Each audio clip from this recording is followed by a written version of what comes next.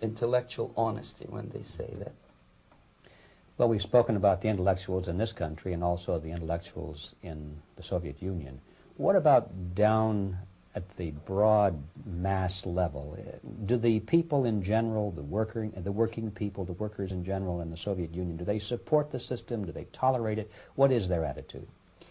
Well, average Soviet citizen, if there is such an animal, of course, does not like the system because it hurts, it kills. He may not understand the reasons. He may not have enough information or educational background to understand. But I doubt very much there are many people who are conscientiously supporting the Soviet system. There are not such people in USSR. Even those who have all the reasons to enjoy socialism, people like myself, who were a member of journalistic elite, they also hate the system for different reasons, though. Not because they lack material affluence, but because they are unfree to think, they are in constant fear, duplicity, split personality. And this is the greatest tragedy for my nation. Well, what do you think are the chances of the people actually overcoming their system or replacing it? There is a great possibility that system will sooner or later be destroyed from within. There is a self-destructive mechanism built into any socialist or communist or fascist system. Because there is lack of feedback, because the system does not rely upon loyalty of population. But until this Soviet junta is being supported by the Western so-called imperialists, that is, multinational companies, establishments, governments, and let's face it, intellectuals, so-called academia in the United States is famous for supporting the Soviet system.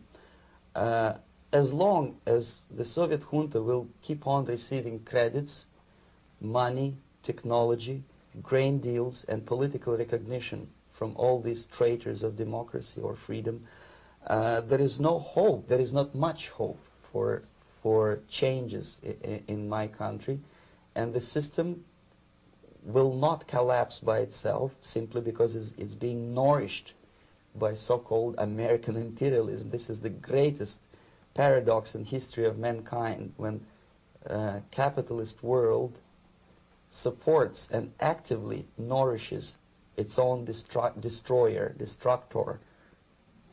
I think you're trying to tell us something. Oh, in yes. This country. Mm-hmm.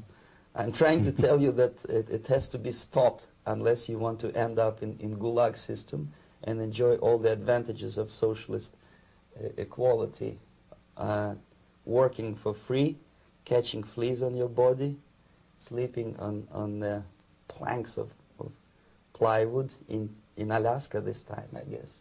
Mm-hmm. That's where Americans will belong, unless they will wake up, of course, and force their government to stop aiding Soviet fascism. Mm-hmm. Well, you told us a moment ago why you left the system. I'd like to hear the details of how you did it. It must have been a very dangerous thing.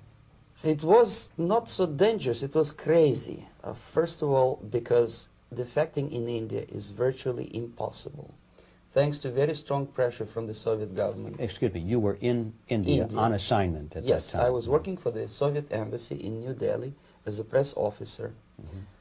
And defecting for a Soviet diplomat is next to impossible. It's a suicide, as I said, because a great friend Indira Gandhi pushed a law through parliament which says, and I quote, "No defector from any country has a right of political asylum in any embassy on the territory of Indian Republic," which is a masterpiece of hypocrisy. No other defector but the Soviet one needs a political asylum. So knowing that perfectly well, I planned a craziest possible way to defect. I studied counterculture in India.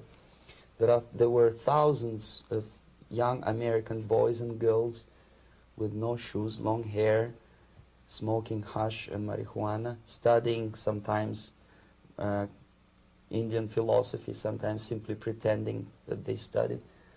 And they greatly annoyed Indian police, and they were laughing stock of Indians.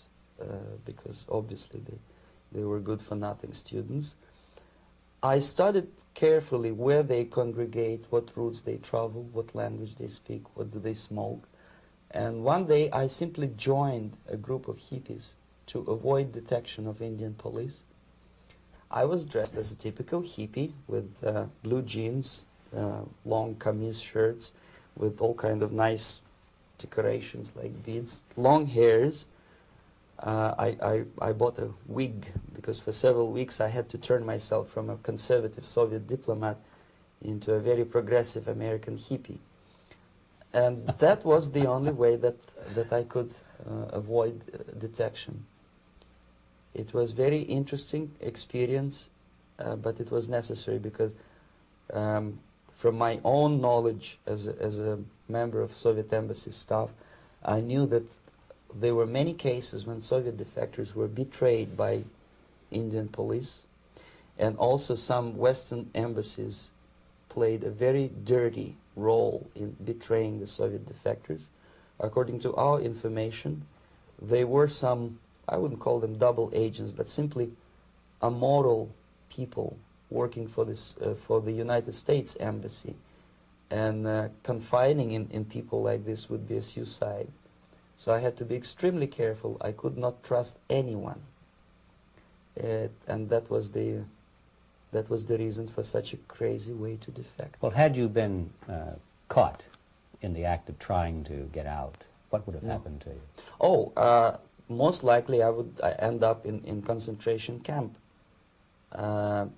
or depending on the situation and on the whim of some bureaucrat in KGB, maybe even executed. This is normal practice, quietly, of course, not publicly. But that would be the end of my defection, of course. Well, when did you finally make it to the United States? In 1970, after about 6 months of debriefing in Athens by the CIA, and I presume FBI too, they let me go first to Germany, then to Canada. That was my decision. I had to change my identity to protect my family and my friends in USSR. And also I was a little bit paranoid, knowing that both Soviet KGB and probably some double agents within the American system may be after me. So I wanted to settle down as far away as possible. I requested CIA to give me some kind of new identity and just let me go on my own. And I settled in Canada. I was a student. I changed many professions, from farm help and laundry truck driver to language instructor and broadcaster for Canadian Broadcasting Corporations in Montreal.